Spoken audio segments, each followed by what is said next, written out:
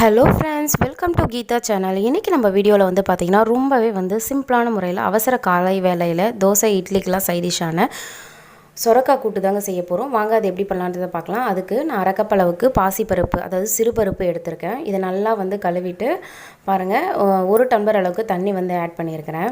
ஒரு சொரக்காவை நான் கட் பண்ணி வச்சுருக்கேன், தோல் எடுத்துகிட்டு அதையும் இது கூட ஆட் பண்ணிக்கிறேன். தண்ணி வந்து பார்த்திங்கன்னா ரொம்ப ஆட் பண்ணாதீங்க, இது வந்து நீர்க்காயின்றதுனால அதிகமாகவே தண்ணி விடும். இதில் ஒரு 1.5 தக்காளி கிட்ட நல்லா வந்து கட் பண்ணி வச்சுருக்கேன், அதையும் சேர்த்துக்கிறேன். 2 வெங்காயத்தை கட் பண்ணி வச்சுருக்கேன், அதையும் சேர்த்துக்கிறேன். 3 பச்சை மிளகா உங்கள் காரத்துக்கு ஏற்ப ஆட் பண்ணிக்கோங்க. எனக்கு இது கரெக்டாக இருந்துச்சு. 4 வந்து பெரிய சைஸ் பூண்டு, அதாவது பூண்டு பல் எடுத்து இதில் போட்டிருக்கேன்.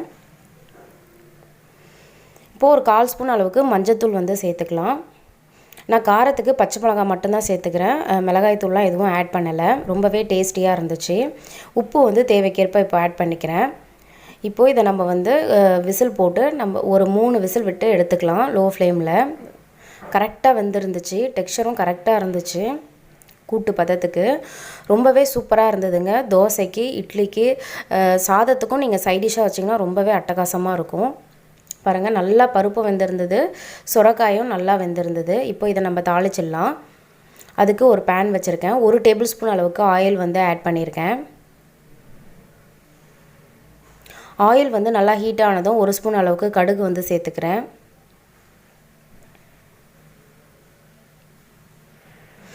கடுகு நல்லா வந்து பொரிஞ்சதும் 1 ஸ்பூன் அளவுக்கு கடலைப்பருப்பு, உளுத்தம்பருப்பு மிக்ஸ் பண்ணி வச்சுருக்கேன், அதையும் இது கூட சேர்த்துக்கிறேன். இது நல்லா வந்து இப்போ பொரியட்டும்.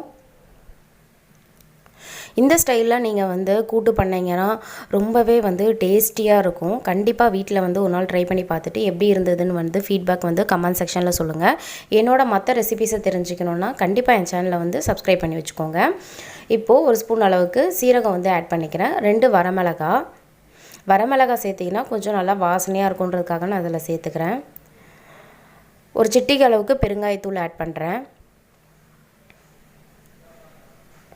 2 பெரிய சைஸ் பூண்டு பல்ல எடுத்து நான் நசுக்கி இதில் வந்து ஆட் பண்ணுறேன்.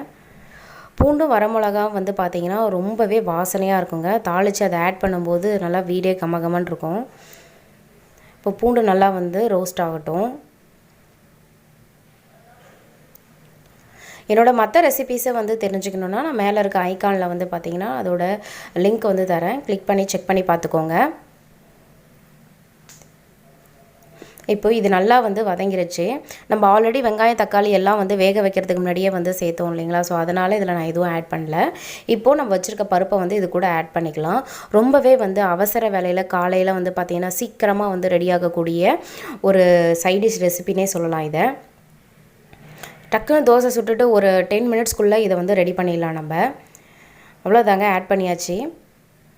இப்போ இது நல்லா வந்து மிக்ஸ் பண்ணி விட்டுட்டு இந்த டைமில் தேவைக்கேற்ப உப்பு வந்து டேஸ்ட் பண்ணி பார்த்து சேர்த்துக்கோங்க.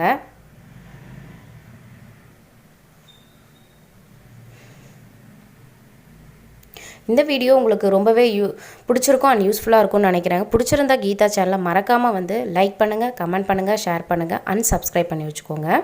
பக்கத்தில் இருக்க பெல் ஐக்கானையும் வந்து கிளிக் பண்ணி வச்சுக்கோங்க. அப்போ தான் நான் போகிற வீடியோஸ் எல்லாம் உங்களுக்கு உடனுக்குடன் நோட்டிஃபிகேஷன் வழியாக வந்து கிடைக்கும். அவ்வளோதான், ஒரு 3 மினிட்ஸ் கிட்ட வந்து கொதிக்க விட்டாலே போதும், நல்லா வந்து குக் ஆகிடும். டேஸ்டியாக இருக்கும். ரொம்பவே வந்து சூப்பரான ஒரு சைடிஷ் ரெசிபி. தேங்க்யூ.